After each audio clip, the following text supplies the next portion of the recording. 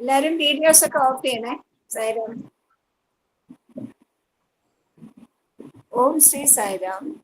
ഭഗവാന്റെ പാതാരബന്ധങ്ങളിൽ സാഷ്ടാംഗം നമസ്കരിച്ചുകൊണ്ട് എല്ലാവർക്കും അന്തർശൗചയജ്ഞത്തിന്റെ 218 ഭാഗത്തിലേക്ക് സ്വാഗതം.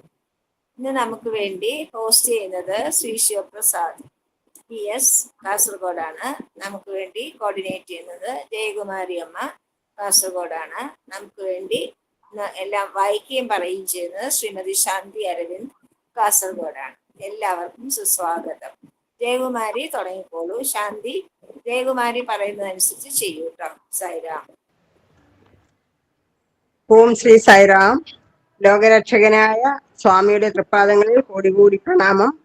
ഈ പരിപാടിയിൽ പങ്കെടുക്കുന്ന എല്ലാ സായി ഭക്തർക്കും ഭഗവാന്റെ പൂർണ്ണ അനുഗ്രഹം ഉണ്ടാകട്ടെ എന്ന് പ്രാർത്ഥിക്കുന്നു. അന്തർസൗചയജ്ഞം 218 എപ്പിസോഡിലേക്ക് ഇന്നത്തെ സ്വാമിയുടെ ദിവ്യ പ്രഭാഷണം പാരായണം ചെയ്യുന്നത് ശ്രീമതി ശാന്തി അരവിന്ദ്, കാസർഗോഡ് ജില്ലയാണ്. ഞാൻ 3 ഓങ്കാരവും 3 സായി ഗായത്രിയും പറഞ്ഞ ശേഷം ശാന്തി ടീച്ചർക്ക് ഓഡിയോ വീഡിയോ ഓണാക്കി സ്വാമിയുടെ പ്രഭാഷണം പാരായണം ചെയ്യാവുന്നതാണ്. സൈറാം. ഓം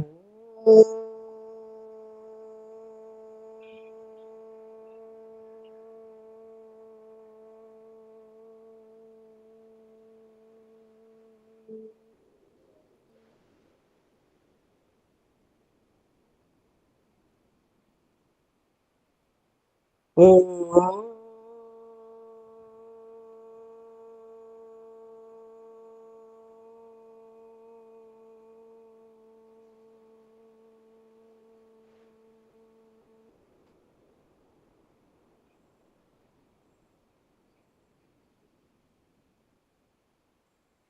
ഓം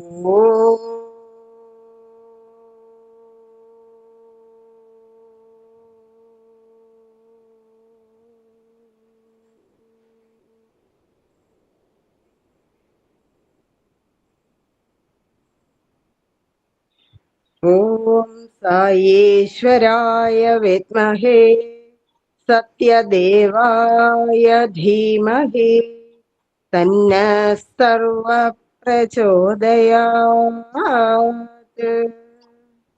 ഓം സായേശ്വരായ വിദ്മഹേ സത്യദേവായ ധീമഹി തന്നഃ സർവ പ്രചോദയാത്.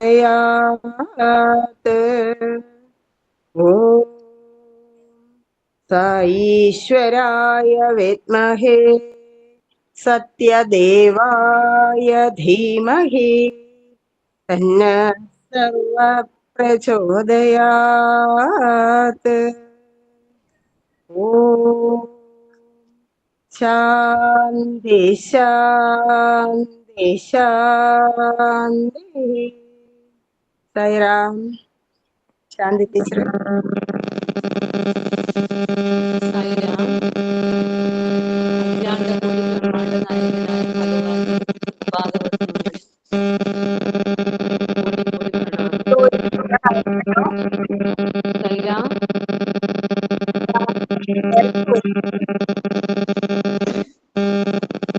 ശാന്തി, കുറച്ച് ഡിസ്റ്റർബൻസ് ഉണ്ടല്ലോ. ഒന്ന് അങ്ങോട്ടും ഇങ്ങോട്ടും അഡ്ജസ്റ്റ് ചെയ്തിരിക്കണേ.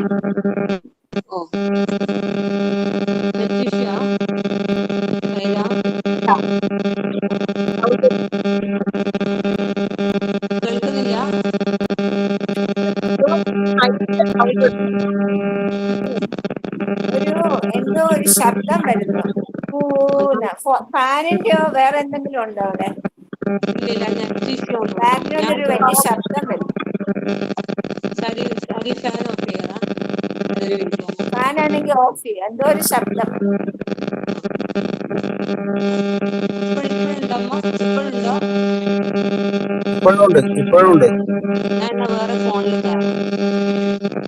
വേറെ റൂമിലേക്ക് പോകും.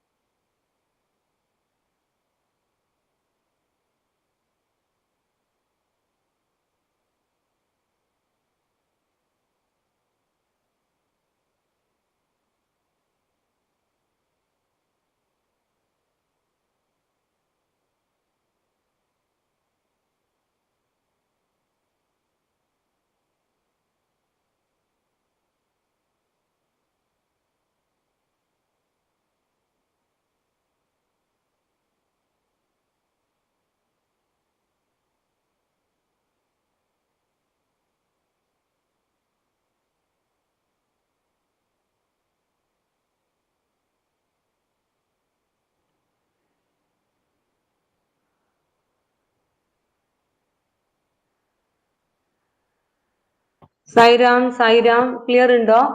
നന്നായിട്ട് കേൾക്കാം, നന്നായിട്ട് കേൾക്കാം. ഇപ്പൊ ശരിയായി, തുടങ്ങിക്കോളൂ.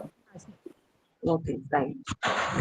ഓം ശ്രീ സായിരാം. അഖിലാണ്ടകോടി ബ്രഹ്മാണ്ട നായകനായ ഭഗവാന്റെ തൃപ്പാദപത്മങ്ങളിൽ സാഷ്ടാംഗ പ്രണാമം. എല്ലാ ഗുരുജനങ്ങൾക്കും സഹോദരി സഹോദരന്മാർക്കും എന്റെ നമസ്കാരം.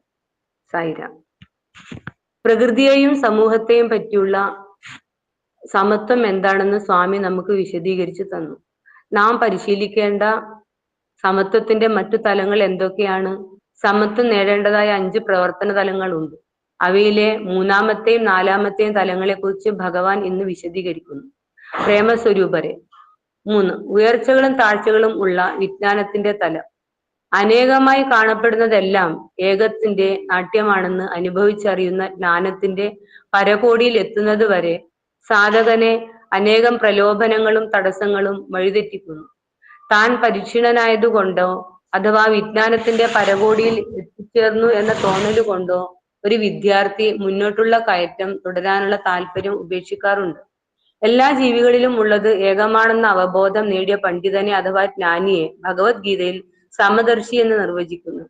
ഏകമാണ് എല്ലാത്തിലും ഉള്ള സത്യം എന്ന് വിശ്വസിക്കുമ്പോഴും തന്റെ ചിന്തകളും വാക്കുകളും പ്രവൃത്തികളും ആ ദൃഢവിശ്വാസത്താൽ നയിക്കപ്പെടുമ്പോഴാണ് ജ്ഞാനി സമത്വം ആർജിക്കുന്നത്. 4. ഏറ്റക്കുറവുകൾ ഉള്ള ഭക്തിയുടെ തലം. ഇവിടെയും വളരെയധികം മതഭ്രാന്ത്, വിപ്രതിപത്തി, പീഡനം എന്നിവ ഉണ്ട്. അവ ഉണ്ടാകുന്നത് വിവിധങ്ങളായ ആചാരങ്ങളിലൂടെയും അനുഷ്ഠാനങ്ങളിലൂടെയും സമ്പ്രദായങ്ങളിലൂടെയും എല്ലാവരും ആരാധിക്കുന്ന ഈശ്വരൻ ഏകമാണെന്ന അറിവില്ലായ്മയിൽ നിന്നുമാണ്. ഒരേ ഒരു ഈശ്വരനേ ഉള്ളൂ, അവിടുന്ന് സർവ്വവ്യാപിയാണ്. ഈശ്വരൻ പ്രപഞ്ചത്തിന് മുഴുവനും വ്യാപിച്ചിരിക്കുന്നുവെന്നും അവിടുന്ന് സർവവും ആണെന്നും എല്ലാവരുടെയും ആശ്രയമാണെന്നും ഉള്ള യാഥാർത്ഥ്യത്തെ കുറിച്ചുള്ള അവബോധത്തിലാണ് ഭക്തി സമത്വം അഥവാ ഭക്തിയിലെ സമചിത്തത ഉൾക്കൊണ്ടിരിക്കുന്നത്. നാം പരിശീലിക്കേണ്ട സമത്വത്തിന്റെ 5-ാമത്തെ രൂപം ഏതാണ്? ഭഗവാൻ പ്രേമപൂർവ്വം വിശദീകരിക്കുകയും യഥാർത്ഥ സമത്വം അതായത് സമചിത്തത കൈവരിക്കേണ്ടത് എങ്ങനെയെന്ന് നിർദ്ദേശിക്കുകയും ചെയ്യുന്നു. സമത്വം കൈവരിക്കേണ്ടതായ 5 പ്രവർത്തന തലങ്ങൾ. പ്രേമസ്വരൂപരെ. ഉയർച്ച താഴ്ചകളോട് കൂടിയ കർമ്മ മേഖലയെ അതിന്റെ ഉദ്ദേശത്തെ ദിവ്യമാക്കിക്കൊണ്ട് പവിത്രമാക്കണം. കർമ്മം ആരാധനയായി ഉയർത്തപ്പെടുമ്പോൾ പരാജയങ്ങളും നിരാശകളും നമ്മെ ഉദാസീനരാക്കുകയില്ല. വിജയം അഹംഭാവത്തെ വർദ്ധിപ്പിക്കുകയില്ല. അത് ഈശ്വരാനുഗ്രഹത്തോടുള്ള കൃതജ്ഞതയിലേക്കും വിനയത്തിലേക്കും നയിക്കും. സമൂഹത്തോടുള്ള നമ്മുടെ കടമ എന്ന നിലയിൽ കർത്തവ്യം നിർവഹിക്കുമ്പോൾ സമൂഹത്തിലൂടെ ഈശ്വരൻ നൽകിയ അറിവും സാമർഥ്യവും നാം സമൂഹത്തെ സേവിക്കുന്നതിനായി ഉപയോഗിച്ചതിനാൽ നമുക്ക് ആനന്ദം സമ്മാനമായി ലഭിക്കുന്നു. സമത്വം അഥവാ സമചിത്തത ജീവിതത്തെ മധുരവും ലഘുവുമാക്കുന്നതിനെ രാധയോടും രാധയുടെ കൃഷ്ണഭക്തിയോടും ഉദാഹരിക്കാവുന്നതാണ്. അത് നദിയും സമുദ്രവും വ്യഷ്ടിയും പരമേഷ്ടിയും ആത്മനും പരമാത്മനും തമ്മിൽ സംയോജിക്കുന്നതിനെ കുറിച്ചുള്ള അവബോധമാണ്. പ്രഭവസ്ഥാനത്ത് എത്തുക എന്നതാണ് നിയോഗം. പ്രഭവസ്ഥാനത്തേക്ക് അവക്രമായി അവിരാമമായി ഒഴുകുവാനുള്ള ആഗ്രഹം ആണ് ഭക്തി. വിരഹത്തിന്റെ വ്യാകുലത, അവഗണനയിൽ നിന്ന് ഉണ്ടാകുന്ന വ്യഥ, തടസ്സങ്ങളെ മറികടക്കുന്നതിനുള്ള തീവ്ര അഭിലാഷം, നിരന്തര സ്മരണയുടെ ആനന്ദം, ആത്മസംഹാരത്തിന്റെ നിർവൃതി ഇവയാണ് രാധയെ തന്റെ പ്രഭുവായ ശ്രീകൃഷ്ണനുമായുള്ള പരമമായ താതാത്മ്യത്തിലേക്ക് നയിച്ചത്. സുഖത്തിൽ ദുഃഖവും ദുഃഖത്തിൽ സുഖവും അടങ്ങിയിരിക്കുന്നു എന്ന സത്യം മനസ്സിലാക്കേണ്ടത് അത്യാവശ്യമാണ്. ഈ സത്യം മനസ്സിലാക്കുമ്പോൾ 2 അവസ്ഥകളിലും തുല്യമായ നിലപാട് സ്വീകരിക്കുവാൻ നമുക്ക് കഴിയും. നാം നിശ്ചയമായി വർജിക്കേണ്ട 4 ദോഷങ്ങൾ ഏതൊക്കെയാണ്? മഹാഭാരതത്തിൽ നിന്നുള്ള ഉദാഹരണങ്ങളിലൂടെ ഭഗവാൻ വ്യക്തമായി വിശദീകരിക്കുന്നു. പ്രേമസ്വരൂപരെ. മഹാഭാരതം ദുഷ്ടചതുഷ്ടയങ്ങൾ എന്നറിയപ്പെടുന്ന 4 ദുർജനങ്ങളുടെ ഉദാഹരണങ്ങൾ കാഴ്ചവെക്കുന്നു. അതിൽ ആദ്യത്തെയാൾ ദുര്യോധനന്റെ മാതുലനായ ശകുനിയാണ്. ശകുനി സദാസമയം ദുശ്ചിന്തകൾ അഥവാ ദുരാലോചനകളിൽ മുഴുകിയിരുന്നു. സതുദ്ദേശങ്ങൾ അദ്ദേഹത്തിന് തികച്ചും അപരിചിതമായിരുന്നു. അദ്ദേഹം എല്ലായ്പ്പോഴും ഒരാൾക്ക് അല്ലെങ്കിൽ മറ്റൊരാൾക്ക് ദോഷം വരുത്തുന്നതിനെ കുറിച്ചുള്ള ഗൂഢാലോചനയിൽ ഏർപ്പെട്ടിരുന്നു. ശകുനി ദുര്യോധനന്റെ ഉപദേഷ്ടാവായിരുന്നു. ദുര്യോധനൻ ദുഷ്പ്രവർത്തികളിൽ അഥവാ ദുശ്ചര്യകളിൽ മുഴുകിയിരുന്നു. ദുഷ്ടതയിൽ അവർ കൂട്ടാളികളായിരുന്നു. പിന്നീട് ദുര്യോധനന്റെ സഹോദരനായ ദുശാസനൻ വന്നു ചേർന്നു. ശകുനിയുടെയും ദുര്യോധനന്റെയും കൂട്ടുകെട്ടിൽ ദുശാസനൻ തന്റെ ദുഷ്പ്രവർത്തനത്തിന്റെ അഥവാ ദുരാചാരത്തിന്റെ കാര്യത്തിൽ പ്രസിദ്ധനായി തീർന്നു. ഈ 3 ദുഷ്ടാത്മാക്കൾ ഒന്നു ചേർന്നപ്പോൾ പകൽ സമയത്ത് പോലും കൊള്ളിമീൻ പതിക്കുമെന്ന് പറയപ്പെട്ടിരുന്നു. പ്രപഞ്ചം മുഴുവനും ഇത്തരം ദുഷ്ടബുദ്ധികൾക്ക് എതിരായി തീരും. ദുരഭിമാനത്തിന്റെ അല്ലെങ്കിൽ ദുർമമത്വത്തിന്റെ പേരിൽ കർണനും ഈ മൂവർ സംഘത്തിൽ ചേർന്നു. കൃതജ്ഞത ഒരു സദ്ഗുണമാണെന്ന കാര്യത്തിൽ സംശയമില്ല. ഒരു നിർണായക ഘട്ടത്തിൽ ദുര്യോധനൻ തന്റെ രക്ഷയ്ക്ക് എത്തിയതിനാൽ കർണൻ അദ്ദേഹവുമായി ഒരു തെറ്റായ മമതാബന്ധം വളർത്തിക്കൊണ്ടുവന്നു. കർണൻ ഒരു സത് സ്വഭാവിയും കുലീന മനസ്കനും ആയിരുന്നു. പക്ഷേ ദുഷ്ടമനസ്കരുമായുള്ള കൂട്ടുകെട്ടിൽ പെട്ടതുകൊണ്ട് അദ്ദേഹം ദുഷിച്ചവനായി തീർന്നു. ധീരതയും കായബലവും ഭൗതികമായ കഴിവുകളും ഉണ്ടായിട്ടും ഈശ്വരനിൽ നിന്നും സ്വയം അകന്നു നിന്നതിനാൽ കർണന് ദുരന്തത്തെ നേരിടേണ്ടി വന്നു. ദുശ്ചിന്തകൾ, ദുഷ്പ്രവൃത്തികൾ, ദുസ്വഭാവങ്ങൾ, ദുഷ്ടബുദ്ധികളുമായുള്ള മമതാബന്ധം ഇവയാണ് ചതുഷ്ടയങ്ങൾ അഥവാ 4 ദുർജനങ്ങൾ. ദുഷ്ചിന്തകളിലൂടെ മനസ്സ് മനുഷ്യന് അഭേദ്യമായ അന്ധകാരത്തിൽ നിമജ്ജനം ചെയ്യുന്നു. സത്ചിന്തകളിലൂടെ ഇതേ മനസ്സിന് മനുഷ്യനെ അത്യന്തം ഉദാത്തമായ ഉന്നതിയിലേക്ക് ഉയർത്തുവാൻ കഴിയും. 1993 മാർച്ച് 4 ഭഗവാൻ നൽകിയ ദിവ്യ പ്രഭാഷണത്തിൽ നിന്നുള്ള പ്രസക്ത ഭാഗം. കുംശി സായിന. സൈറാം, ഒന്ന് സ്വയം പരിചയപ്പെടുത്തിയിട്ട് അനുഭവങ്ങൾ പറയാവുന്നതാണ്. ഓക്കെ, ഞാൻ ഇവിടെ കാസർഗോഡ് ജില്ലയില് കാഞ്ഞങ്ങാട് എന്ന് പറയുന്ന സ്ഥലത്ത് താമസിക്കുന്നു. ഭർത്താവ് അരവിന്ദൻ, എനിക്കൊരു മകനുണ്ട് സായി ഹരി. ഞാനിവിടെ ഒരു പ്രൈവറ്റ് സ്കൂളിൽ ക്രൈസ്റ്റ് CMI പബ്ലിക് സ്കൂളിൽ അധ്യാപികയായി ജോലി ചെയ്യുന്നു. സായിര, ഞാൻ ഭഗവാനുമായിട്ടുള്ള ഞാൻ വന്നതും എന്റെ അനുഭവങ്ങളും വിവരിക്കുകയാണ്. സായിര, ഞാൻ ഭഗവാന്റെ സംഘടനയിൽ വന്നിട്ട് 28 വർഷമായി. അതായത് എൻ്റെ മകന്റെ വയസ്സ്. അവൻ ജനിക്കുന്നതിന് മുന്നേ എനിക്ക് മറ്റൊരു ആൺകുട്ടി ഉണ്ടായിരുന്നു. അവൻ 6 മാസം മാത്രമേ ഉണ്ടായിരുന്നുള്ളൂ. പക്ഷെ ഞാൻ 7ാം ക്ലാസ്സിൽ പഠിക്കുമ്പോഴാണ് ഭഗവാനെ കുറിച്ച് ആദ്യമായി കേട്ടത്. എൻ്റെ ഇളയച്ചനായ PM ബാലകൃഷ്ണൻ, അദ്ദേഹം ഭഗവാന്റെ ഭക്തനായിരുന്നു. അദ്ദേഹം പുട്ടപർത്തിയിൽ സർവീസിന് പോകാറുണ്ടായിരുന്നു. അദ്ദേഹം എൻ്റെ വീട്ടിൽ വരികയും ബാബയുടെ അത്ഭുതങ്ങളെ കുറിച്ച് പറയുകയും ചെയ്യുമായിരുന്നു.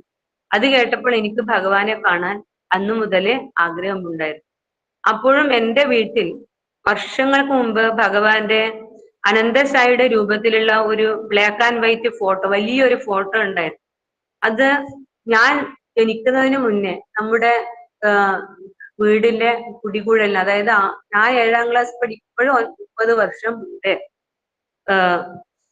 നമ്മുടെ വീട്ടിന്റെ കുടികൂടലിന് ഒരു അച്ഛന് ഒരു മിലിറ്ററിയിലുള്ള ഒരു മേജർ ജനറൽ ഗിഫ്റ്റായി സമ്മാനിച്ചതായിരുന്നു ആ ഫോട്ടോ.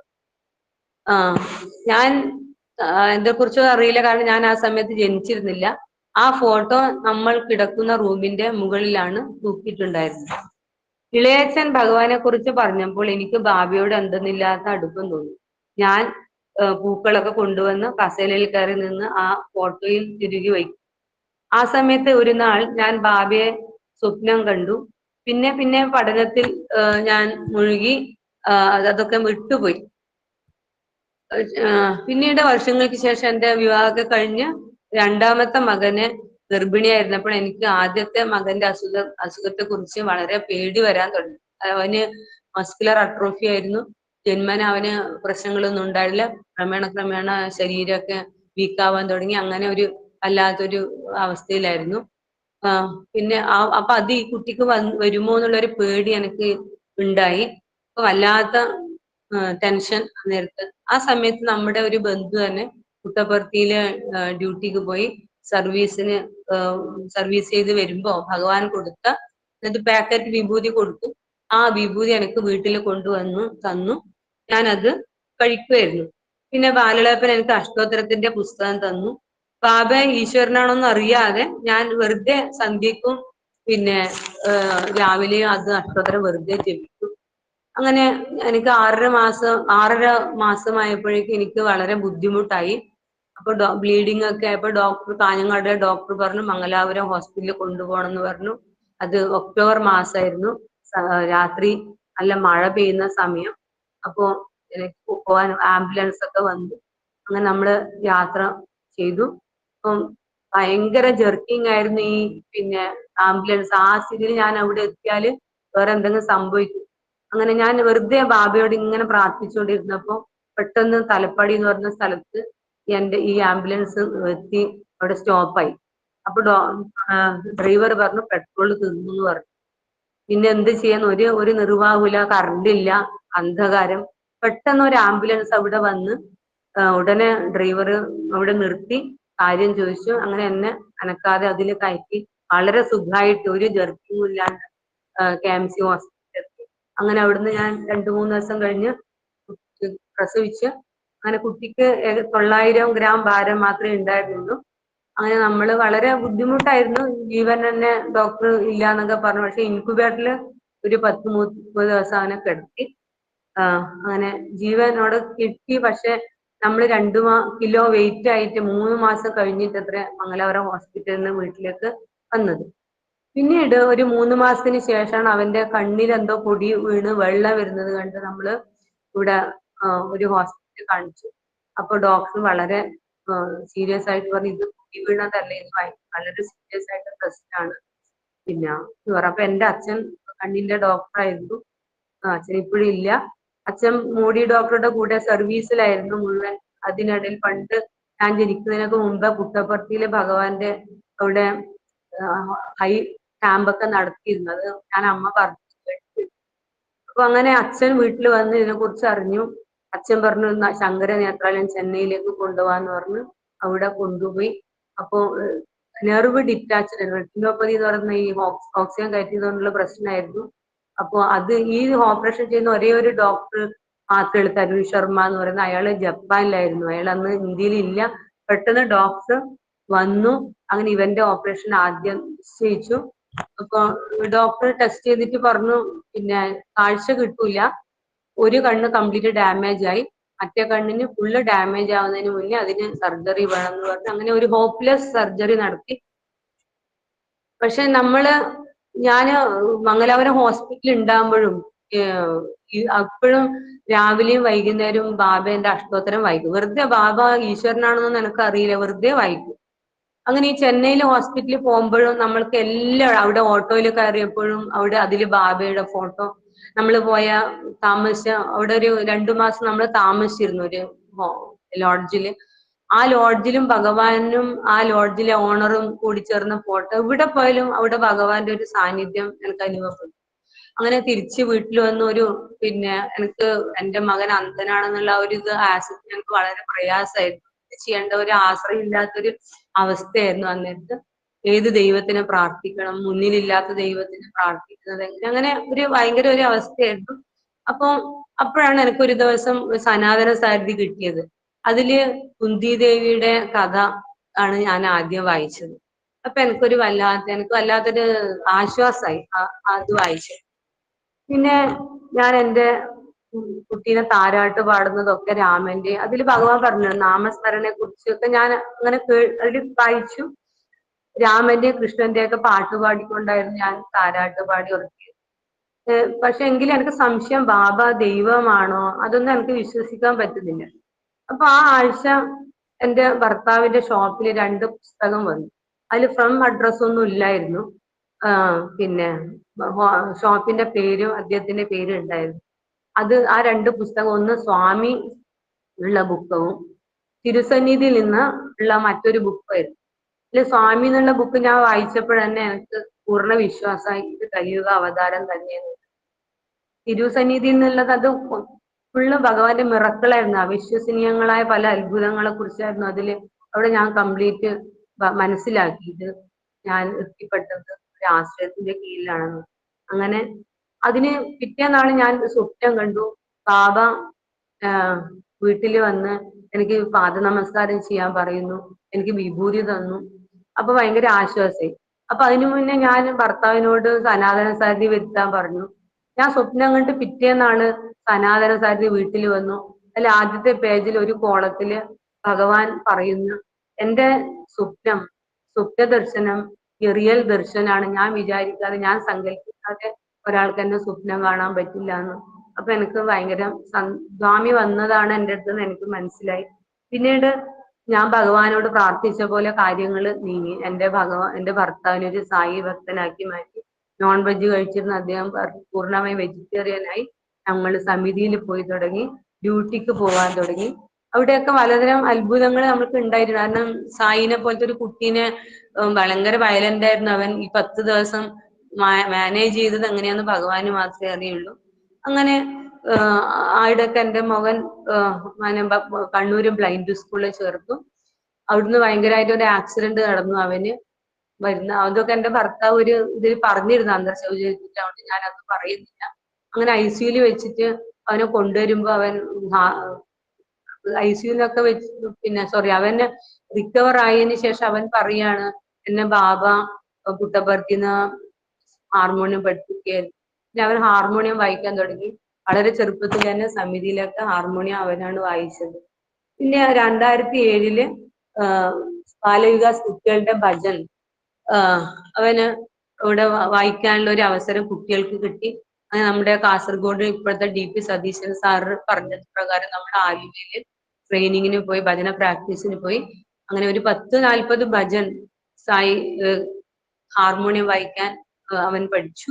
അങ്ങനെ നമ്മള് പുട്ടപർത്തിയിൽ പോയി. 2007 വിഷുവിന് വളരെ ഭംഗിയായി കുട്ടികൾ അവതരിപ്പിച്ചു. സ്വാമിക്ക് ഭയങ്കര ഇഷ്ടമായി അന്നത്തെ ഭജൻ. ഭഗവാന് ശരിക്കും മതിയായിട്ടില്ല അങ്ങനെ. പിന്നെ സ്വാമി ബ്ലസ് ചെയ്തു, അവനെ എല്ലാ കുട്ടികളെയും ബ്ലസ് ചെയ്തു. പിന്നെ 2007 തന്നെ ഓണത്തിന് ഈ സ്വാമിക്ക് അന്ന് വിഷുവിന് ഭയങ്കര ഇഷ്ടമായതുകൊണ്ട് പിന്നെയും ഓണത്തിനും ഒരുപാട് ഭജൻസ് ചിട്ടപ്പെടുത്തി.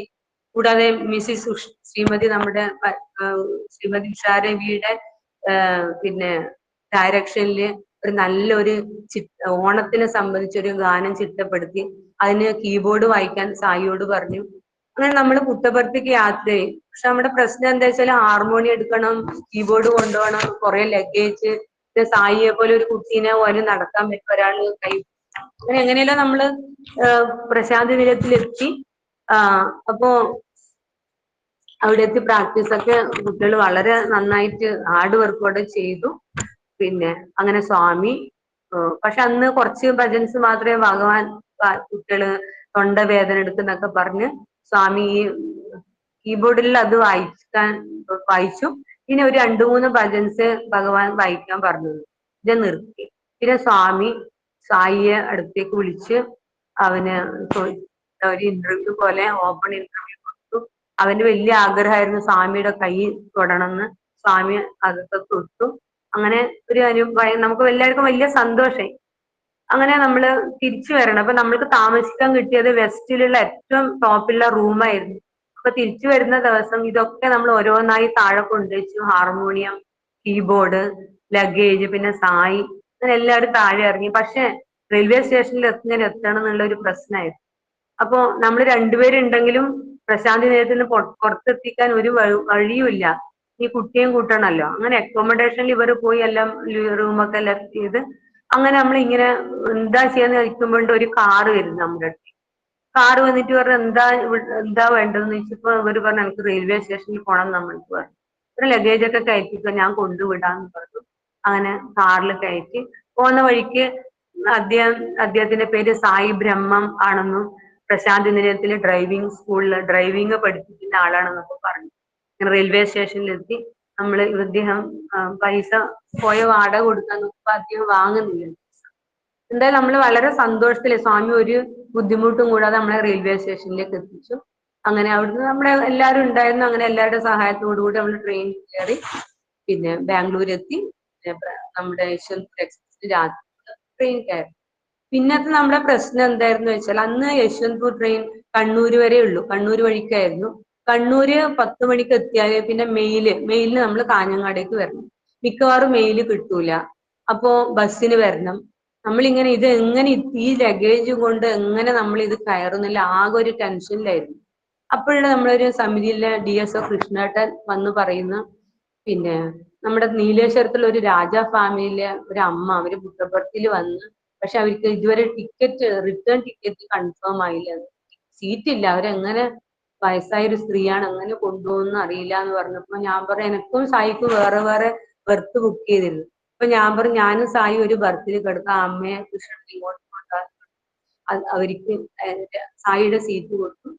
നമ്മൾ രാവിലെ കണ്ണൂരേക്ക് എത്തി. കണ്ണൂർ ഇറങ്ങിയപ്പോഴും മെയില് പോയപ്പോ ഈ അമ്മ നമ്മളോട് പറയാ, നമ്മൾക്കൊരു കാര്യം, നമുക്ക് ടാക്സി വിളിച്ചിട്ട് നാട്ടിലേക്ക് ഡയറക്റ്റ് പോകാൻ. നമ്മള് ടാക്സിയിൽ നീലേശ്വരം എത്തി. ഇവര് വാടക കൊടുക്കാൻ വിടുമ്പോ അമ്മ വിടുന്നില്ല. ഡ്രൈവറോട് പറഞ്ഞു ഇവരെ വീട്ടിന്റെ ഗേറ്റിനടുത്ത് കൊണ്ടുവിടണം എന്ന് പറഞ്ഞു. നമ്മൾ ഒരു വിഷമവും ഇല്ലാണ്ട് നമ്മുടെ വീട്ടില് എത്തി. എനിക്കിങ്ങനെ അത്ഭുതമായിരുന്നു. ഇത് ഭഗവാന്റെ ആ ഒരു ശരിക്കും നമ്മളെ സംബന്ധിച്ചും ഭയങ്കര ഒരു മിറക്കിളായിരുന്നു.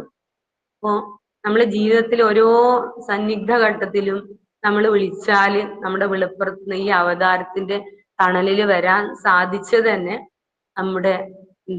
നമ്മുടെ എല്ലാം പുണ്യം, പൂർവജന്മ സുഹൃത്ത്. അപ്പൊ ഭഗവാൻ വളരെ നമ്മൾക്കറിയാം ഈ ഭവസാഗരം താണ്ടുക വളരെ വളരെ ദുഷ്കരാണ്. ഇത് നീന്തുക എന്നുള്ളത് ഭയങ്കര ദുഷ്കരം. ഭഗവാന്റെ പാദത്തിൽ എത്തിയവർ താൻ ഏതെങ്കിലും ഒരു ജന്മത്തില് കഠിനമായ പല പരീക്ഷണങ്ങളും നമ്മൾ നേരിടേണ്ടി വരും. അത് തീർച്ചയാണ്. അപ്പോ ഭഗവാന്റെ പാദത്തിലെത്താൻ ആ പരീക്ഷ ജയിക്കണമെങ്കിൽ, അങ്ങനെ ഒരു ജന്മാണ് നമ്മളതെങ്കിൽ ആ ഭഗവാൻ നമ്മുടെ ഹൃദയത്തിൽ ഒരു സീറ്റേ ഉള്ളൂ, ഒരു സിംഹാസനം. That is only for our inner സായിക്കല്ലാതെ ആ സീറ്റ് വേറൊരാൾക്കും നമ്മൾ കൊടുക്കാൻ പാടില്ല. ആ സായിക്ക് മാത്രം ആ സീറ്റ് കൊടുക്കുമ്പോൾ സ്വാമി നമ്മുടെ കൂട്ടത്തിൽ ആ പാദത്തിൽ നമ്മളെ ജയിപ്പിക്കും. പൂർണ്ണ വിശ്വാസമുണ്ട്. ഭഗവാൻ പറഞ്ഞതാണ്. പിന്നെ എന്നെ ഈ ഒരു അവസരം തന്നതിന്, എൻ്റെ അനുഭവം ഷെയർ ചെയ്യാൻ തന്നതിന് എനിക്ക് വത്സല അമ്മയോട് വളരെയധികം സന്തോഷം. അതുപോലെ ഇതിന്റെ മറ്റ് സതീശൻ സാറ്, മറ്റു ഭാരവാഹികളൊക്കെ എന്റെ സന്തോഷം. ജയ് സായിറാം. സായിറാം. സ്വാമിയുടെ പ്രസന്റേഷന് ശേഷം നല്ല അനുഭവമായിരുന്നു ശാന്തി. വെരി നൈസ്, നന്നായി. ശേഷം ഭജന പാടണം പ്രസന്റേഷൻ കഴിയുമ്പോ. സായിറാം.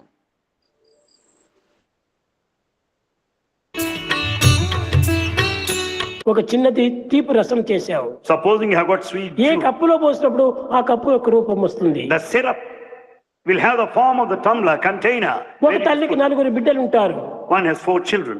ఒకడు వస్తాడు, అమ్మా నాకు ఎర్రని జ్యూస్ కావాలి అంటాడు. One child demands for red juice. ఇంకొకడు వస్తాడు, అమ్మా నాకు పచ్చని జ్యూస్ కావాలి అంటాడు. Another child wants green juice. ఇంకొకడు వస్తాడు, నాకు నల్లని జ్యూస్ కావాలి అంటాడు. Another child demands black juice. ఇంకొకడు వస్తాడు, నాకు వైట్ జ్యూస్ కావాలి అంటాడు. Another one finally asks for ఈ white జ్యూస్ ను రంగులు రంగులుగా మారుస్తుంటే జ్యూసే చెడిపోతుంది. If the color of the juice is constantly changed, it loses its కనుకనే taste. తెలివిగలిగినటువంటి యొక్క తల్లి ఏం చేస్తుంది?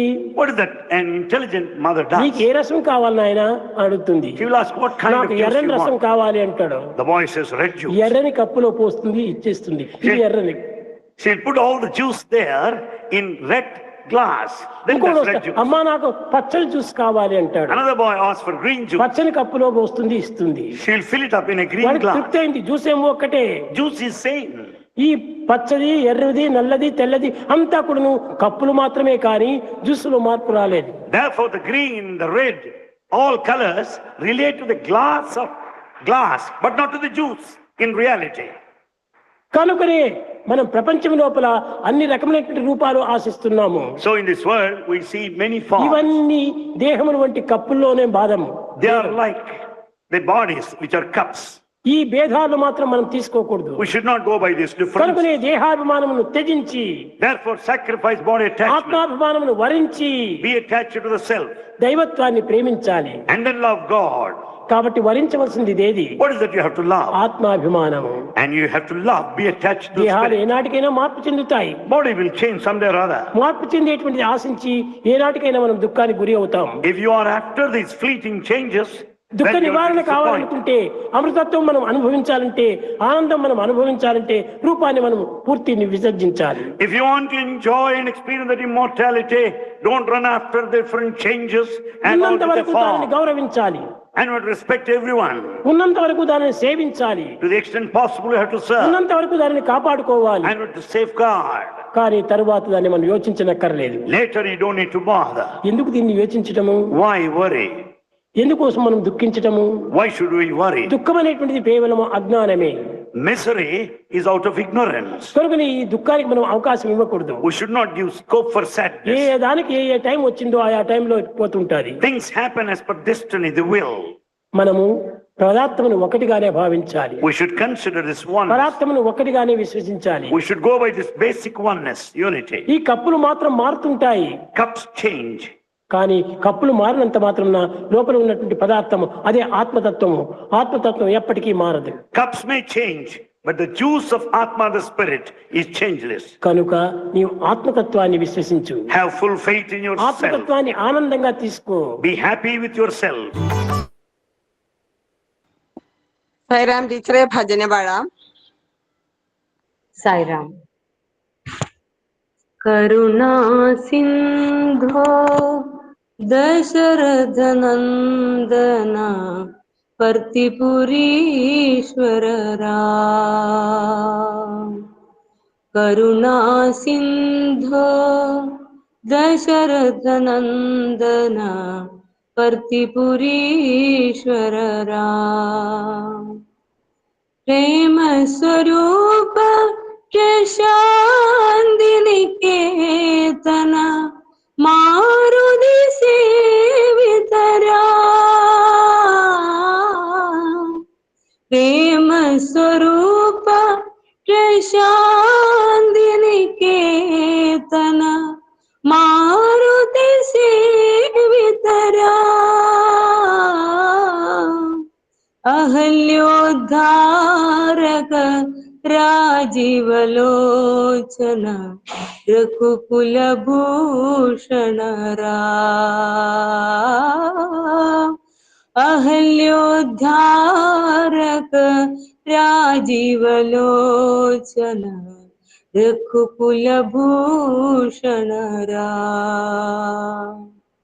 करुणा सिंधो दशरथ नंदना पर्तिपुरीश्वर राम.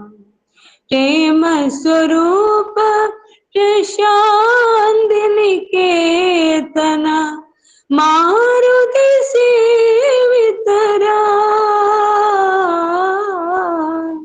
अहल्योद्धारक राजीवलोचन रघुकुल भूषण राम. अहल्योद्धारक राजीवलोचन रघुकुल भूषण राम.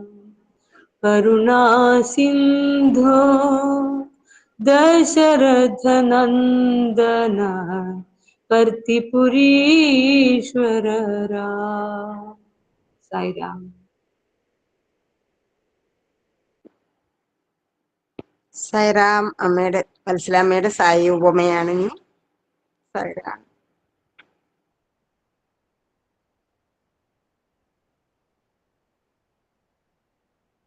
വത്സരാമ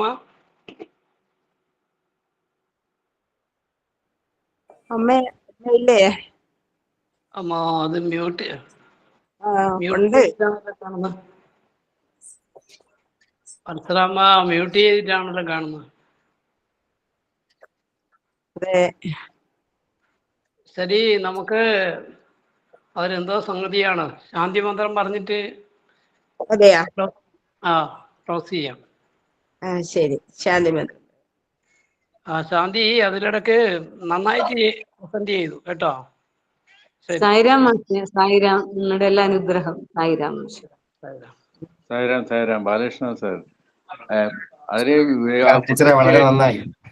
കുട്ടിക്ക് സ്വാമിയെ പിന്നെ സ്വർണമാല സൃഷ്ടിച്ചു കൊടുത്തത് ശാന്തി പറഞ്ഞിട്ടില്ല. നമുക്കെല്ലാം അറിയാതെ.